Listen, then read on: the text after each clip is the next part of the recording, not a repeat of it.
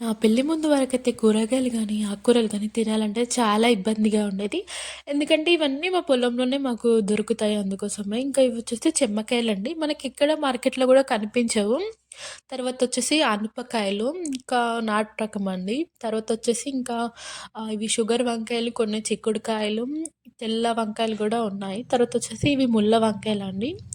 Normal వంకాయల కన్నా taste అనేది బాగుంటుంది. ఇవొచ్చేసి చెర్రీ టమాటాలు.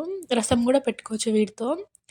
ఇవి నేనైతే ఎప్పుడైతే కొనుక్కోవడం స్టార్ట్ చేశానో అప్పుడే నాకైతే వీటి విలువ అర్థమైపోయింది. ఇంకా మా మమ్మీ అయితే ఆకుకూరలు చాలా పండిస్తారండి. ఇంటికి కూడా చాలా తీసుకొస్తారనమాట. మేము చాలా ఆకుకూరలనేవి తింటాము.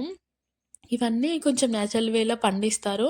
అందుకోసమే వీటికి కొంచెం ఎక్కువగా పురుగులనేవి ఉంటాయన్నమాట. కొంచెం చూసుకొని వండుకుంటాం అంతే.